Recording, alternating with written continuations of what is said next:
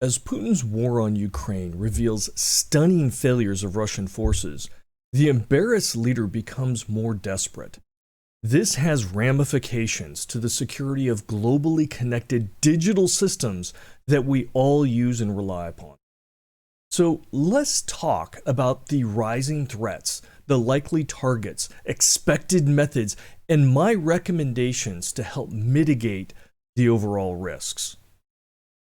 Now, on September 21st, which was day 210 of Russia's war in Ukraine, Putin announced the mobilization of 300,000 citizen reservists to be sent to fight in Ukraine in hopes of reversing stunning losses. This is in addition to the sweeping new kinetic attacks targeting civilian critical infrastructures across Ukraine, and that included attacks on electrical power stations, dams, fuel storage, and rail transportation systems. The Ukrainian military counteroffensive has been reversing Russian gains, and Putin's demoralized troops are becoming less effective. He is openly frustrated with the United States, Europe, and the United Nations for providing Ukraine with effective weapons, material, intelligence, and financial support. Putin's anger and petulance often manifests in a desire to persecute anyone who is unwilling to capitulate to his will, as demonstrated by the extraordinary number of executives' deaths in suspicious circumstances. Apparently, falling out of windows seems to be a common problem for high-profile petroleum executives and political adversaries who oppose the war. Gravity seems to have a greater effect on Putin's adversaries. We just saw over almost a dozen people that have died under suspicious circumstances because of falling downstairs, off of balconies, off of buildings, things of that sort. Now, his national police forces are also particularly swift and brutal when it comes to arresting Russian protesters or anyone openly opposing the war or calling the conflict as a war instead of the politically mandated term special operation. Penalties for these crimes can be up to 15 years in prison. Putin's autocratic mindset will fuel actions that reach beyond his borders to punish the governments and peoples of other countries who don't support his illegal acts. One of his greatest means is the use of cyber attacks, specifically against the West. So with his mindset and his capabilities, we see and predict that there's going to be more attacks. Now, although the West has seen an uptick in the continuous stream of cyber attacks coming from Russia and its proxies since the beginning of the war, most of them have been ineffective due to Russia's miscalculation. Now, I expect these errors have been corrected over the past several months, and Russia is fielding a much better capability to launch cyber attacks without dependencies on organizations that have proven disloyal to his regime. With the new digital warfare capability, here are my summary predictions for his targets and his methods. Putin will target Western countries that are materially supporting Ukraine's ability to militarily defend itself, have publicly opposed Russia's war on Ukraine, or are specifically critical of Putin himself. The United States is at the top of the list, accompanied by other NATO countries and a few more nations around the globe. Putin's goals will be to cause dissent among the citizens of these target countries, disrupt the future flow of weapons and funding to Ukraine, and to a lesser degree, obtain hard currency to fund the Russian government's ambitions. Financial goals will target any organization that can be easily extorted. To achieve the disruption goals, however, The prime targets will be national critical infrastructures. Specific sectors that I think will feel the greatest brunt of these attacks include government services and defense departments, really to undermine citizen confidence and impact direct support of Ukraine. Defense industries, who are the suppliers of Western weapons, many of which are finding their way to Ukraine. The finance sector, like banks, exchanges, payroll companies, investment groups, and other funding groups. There's nothing like undermining confidence of a populace when they can't get to their finances or their money. The next area is the gas and oil infrastructure. And this includes the entire chain from suppliers, carriers, refiners, and distributors.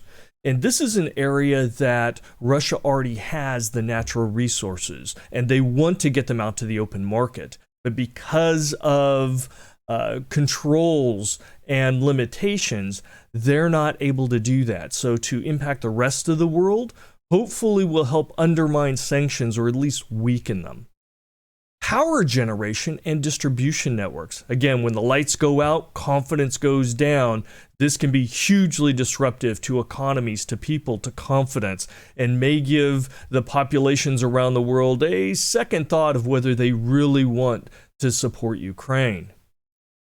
Now, the shipping and logistics area will also be targeted, specifically cargo shipping and transportation, but also railways, air, and road shipments.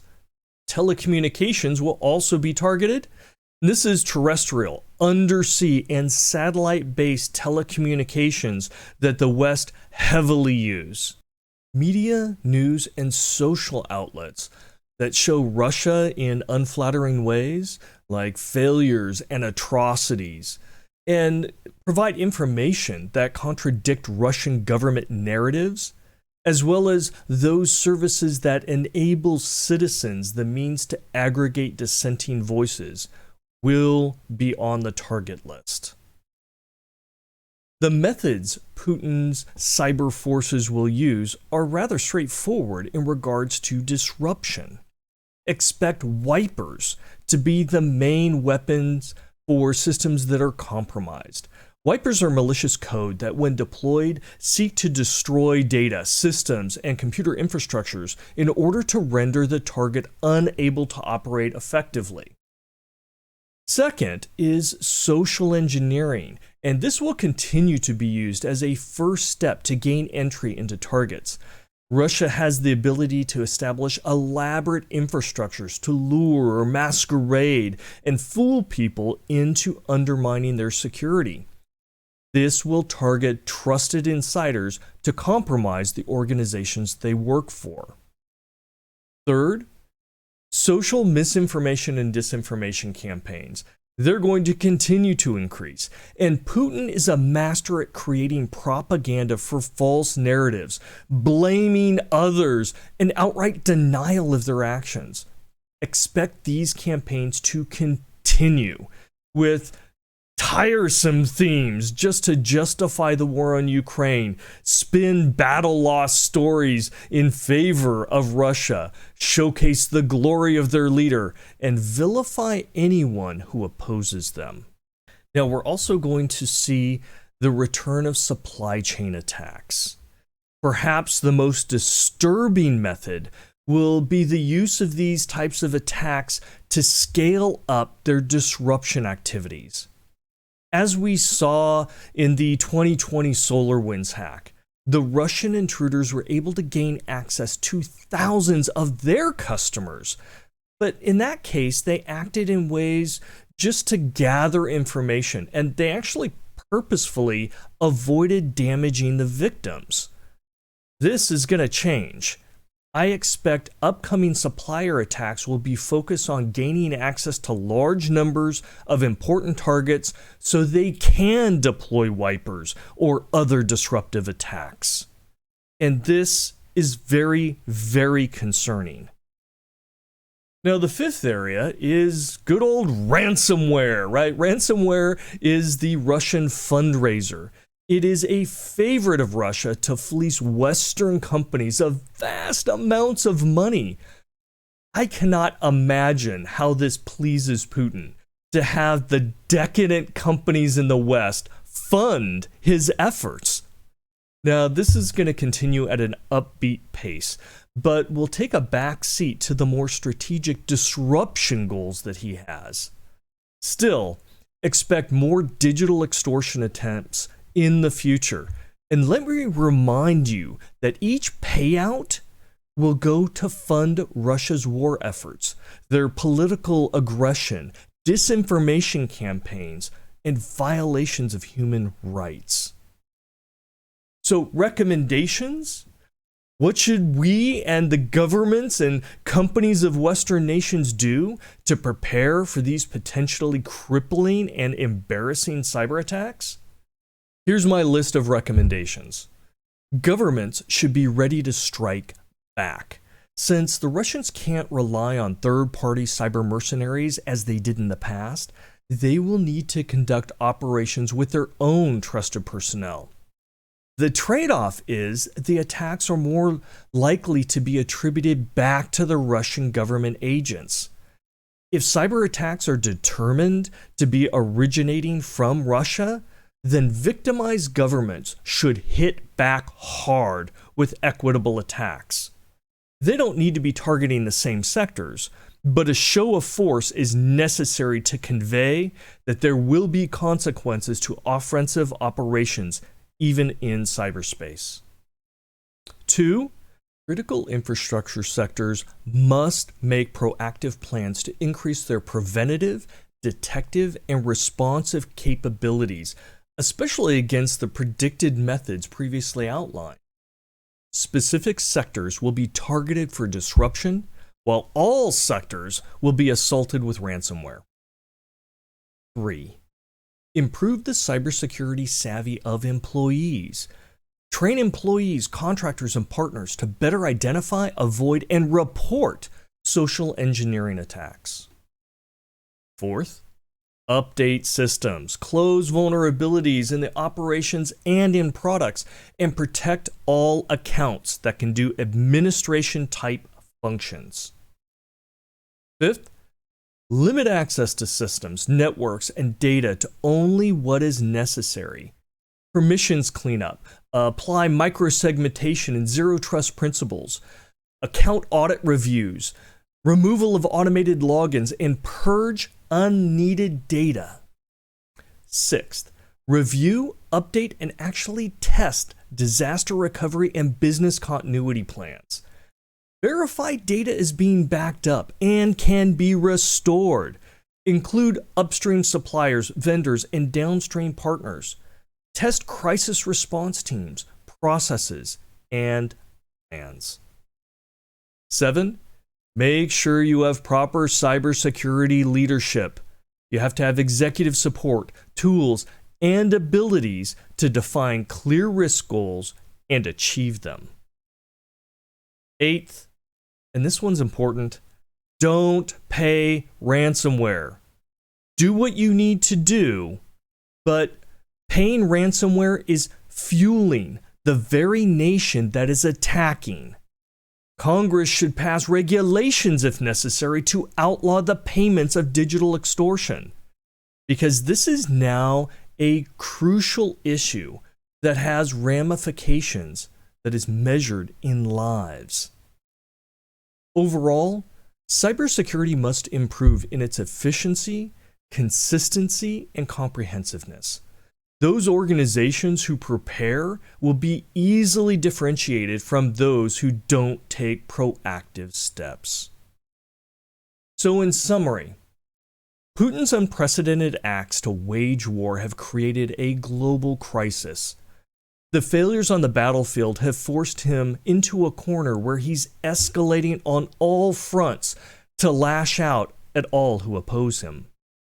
Cyber attacks on the digital front will be among the many tools he will employ. We need to be ready as potentially devastating attacks are coming. It is just a matter of time.